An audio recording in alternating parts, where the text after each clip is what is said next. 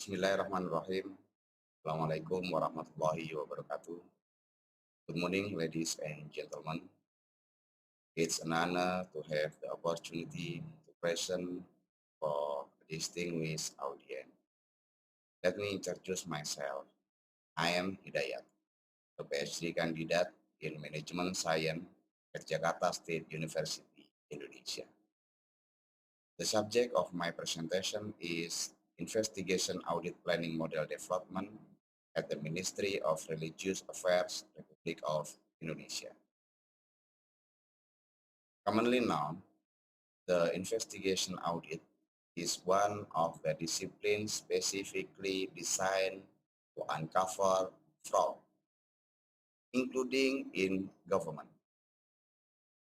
The Transparency International 2020 reported that regarding the Corruption Prospection Index, or CPI, based on the result of 13 surveys and expert judgment in measuring public sector corruption, where Indonesia is ranked 85 out of 180 countries with a CPA value of 40. The 2020 annual report from the Corruption Eradication Commission, or KPK, shows that the most types of corruption crimes that occurs in Indonesia were bribery cases.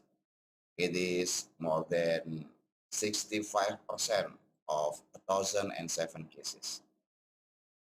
Based on a survey of the Indonesia Central Statistic Bureau, or BPS, the Anti-Corruption Behavior Index is 3.7, which aims to measure the level of public permissiveness toward anti-corruption behavior, including prospection of social habit and experiences related to public services. The Anti-Corruption Behavior Index variable use explanatory factor analysis on three main phenomena, namely bribery, extortion, and nepotism. Indonesian law enforcement officers have handled more than 2,600 corruption cases with potential state losses of at least 21 trillion US dollar and prosecute more than 5,900 suspects. This shows that effort to prevent corruption must be carried out in more progressive way to the roots. Start by analyzing corruption risk data to be used as the basic of policy to minimize corruption, then reevaluate the effectiveness of the policy by remapping to see if the risk of corruption is reduced or appears in other forms. This is continuously done to minimize and eliminate corruption practices. Barriers to the eradication of Indonesian bureaucratic corruption, that is structural barriers, cultural barriers, instrumental barriers, and management barriers. Structural barriers consist of sectoral or institutional egoism, ineffective supervisory function, weak coordination of supervisory officers and law enforcement officers, and weak internal control function. Cultural barriers, namely the lack of openness of agency leaders who seem to protect the corrupt. Then instrument barriers consist of overlapping regulation or laws and the absence of single identification number. Management barriers consist of weak management, in this case government commitment, especially in following up on the result of supervisory or audit, as well as independent and professionalism of the apparatus. Moreover, the staffing system are not working optimally, such as recruitment, low salaries, performance appraisal, and reward punishment. In the context of control corruption, collusion, and nepotism in Indonesia, the government has established an internal supervisory agency, namely Government Internal Audit, which is the working area in the Inspectorate General at each ministry and institution. Whose duties include conducting investigative audit. In the planning state of the investigative audit, public complaints are one of the main pieces of information or data. Based on those descriptions, an approach is needed that can be solve and explain the basic problems that arise in the investigative audit model. For that, researcher goes to use soft system methodology or SSM. SSM is a method for saying reality and social concept as a whole, so that everything that happens in society is considered a human activity system. This is an assumption that a series of human activity is a system where its activity is interconnected and forms a bond. In self-system methodology, or SSM, there are 7 stages, which are classified into 2 areas, real-world area and system thinking area. SSM is requiring 3 principles or assumptions. First, the assumption that social reality is socially constructed and continuous. Second, using a scientific approach in exploring, understanding, and drawing conclusions. Third, combining the scientific approach in the form of the activity system model that is built based on actual condition or reality. The first stage in the SSM method is the problem situation unconstructed, where the current condition related to research question will be described. As the Institute of Internal Audit, or IIA, internal audit must be fulfill 9 requirements, where internal audit is an independent objective assurance and consulting activity designed to add value and improve an organization operation. It helps an organization accomplish its objective by bringing a systematic, disciplined approach to evaluate and improve the effectiveness of risk management, control, and governance processes.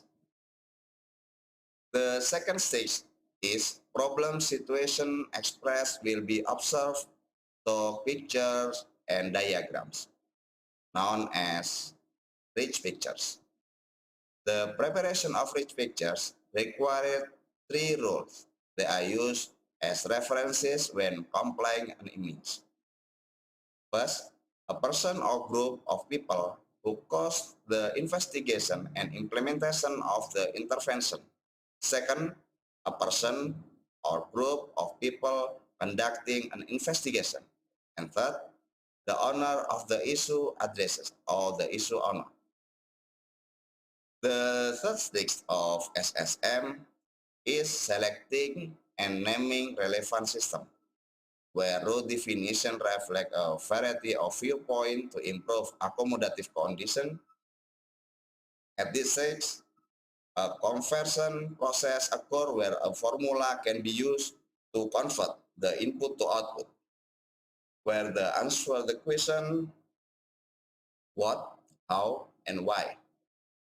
Based on this, the researcher identified the root definition using CATWA, CATWA.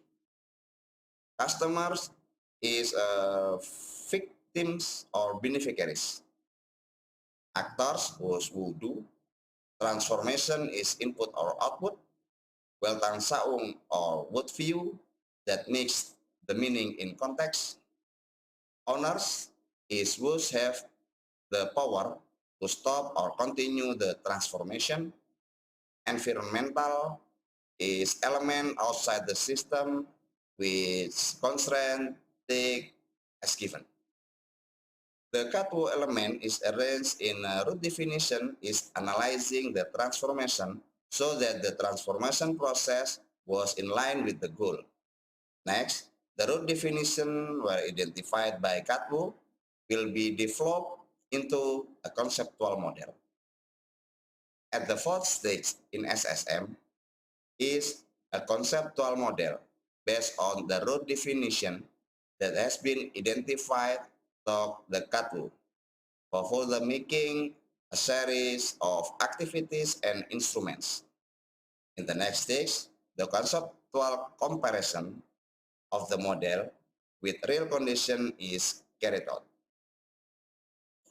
At this stage, changes are formulated and steps can be taken to implement the model that has been prepared.